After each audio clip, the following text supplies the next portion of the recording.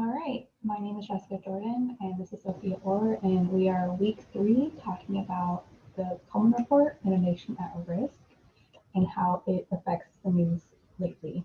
My first article, so I'm covering the Coleman Report, and my first article was The Pandemic Could Widen the Achievement Gap, a generation of students is at risk. And this connects to the Coleman Report because the Coleman Report was commissioned in 1964 and yielded data on 600,000 students in grades 1, 3, 6, 9, and 12, and ultimately determined that schools bring little influence to how successful students are, independent of their backgrounds. One of the main points of the study was the shocking achievement differences across regions and races in the U.S. I chose this particular source because it discusses in detail how COVID-19 has affected the achievement gap in various states in the country.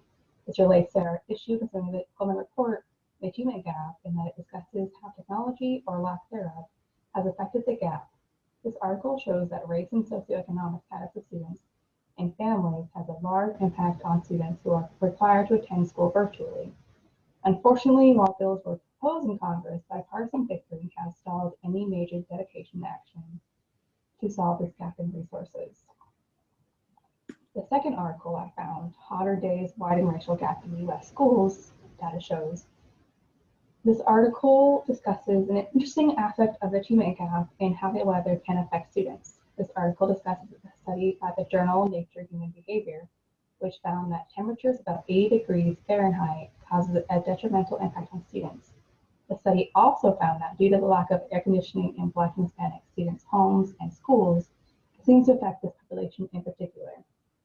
Interestingly, this study notes that this is the case across 58 countries and also shows that when the heat is lower in the same school district but in a different year, test scores increase for this population. And the last article I read was called COVID-19 and Students Learning in the United States, The Hurt Could Last a Lifetime. This article discusses the impact of distance learning due to COVID-19 on the education and dropout rate of students in low-income schools and how this will affect their wage earnings. I found this article to be interesting, particularly because the authors discuss how 3 different scenarios would play out for students. 3 scenarios being: 1, they are students who are experiencing average quality remote learning. 2, some students are getting lower quality remote learning. Then there are students who are not getting any instruction at all.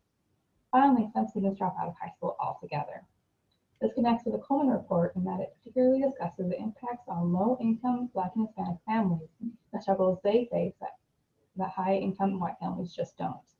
I chose this article in particular because it discusses the financial impact COVID has on students, how it tends to impact students of color and in lower-income schools, and the impact that it has on high school students who drop out. The connection I made here to the Coleman Report is that it reminds us that while we may be trying to give all students the same education, in this COVID-19 age, resources do matter. And now I'm handing it off to Sophia. Okay, thank you. So, A Nation at Risk for Support, published in 1983, was the unlikely government report on education that stoked fires for change in schooling, rather than being acknowledged and dismissed like many reports before it. This public attention and action is largely due to the inflammatory rhetoric the academic writers used with full knowledge that the way to publicize the report was to grab the attention through fear of US economic failure to compete with other countries. Moving away from soft subjects and towards classes like math and science, policymakers built the structure of standardized testing that we use now to evaluate students and schools. In The Allure of Order, Jal Mehta writes that the tension between striving for excellence versus equity meant choosing whether to provide education to all levels of abilities, including students with disabilities, or focusing on high-achieving students. Of course, funding follows focus. Although Mehta writes that policymakers eventually shifted towards excellence, including equity, holding high standards for all students, this has not played out. In a more recent 2018 article of Mehta's, he writes, the consequence of holding everyone accountable to low-level tests in reading and math without building any of the supporting structures, climate, or culture that would enable those results is that schools serving disadvantaged students narrowed the curriculum and focused disproportionately on test preparation, whereas more advantaged public schools and private schools had flexibility to continue offering a richer and more holistic educational approach.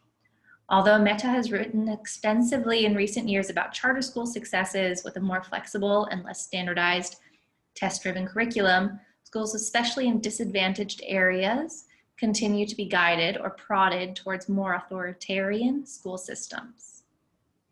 You can read that quote below.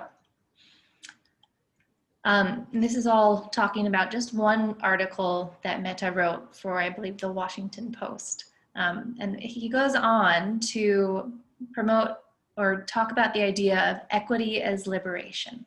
So Mehta writes of many recent scholars and activists promoting education as liberation. The current system of education has been figured out by affluent schools and families who add enrichment and student-led engagement to many successful student paths that are not included in a traditional educational track. Students from less affluent backgrounds are often in schools which continue to adhere to the strict rules that A Nation at Risk and No Child Left Behind imposed. A focus on education calls back Utah's 1982 educational goals detailed in the Allure of Order, which included main focuses on intellectual maturity, ethical, moral, and spiritual maturity, emotional maturity, environmental maturity, and aesthetic maturity. This holistic focus shifted just 2 years later to the state's action goals, including improvement of productivity with a bunch of money-related, productivity-related goals. Mehta writes that to promote equity in education as liberation, schools need to recognize each individual's knowledge and celebrate what information they can bring to the community. He also points out that for this kind of change to occur, school districts and governments need to put more faith in each teacher's abilities rather than less to make meaning and facilitate less test-based learning. This does not mean a curriculum that is easier or one that is or softer, but one that is enriched with student knowledge and interests, one that is intrinsically more equitable and that lives as a celebration of the culture and experiences of our main stakeholders, our students. And that is it. I hope you enjoy this second week of reading.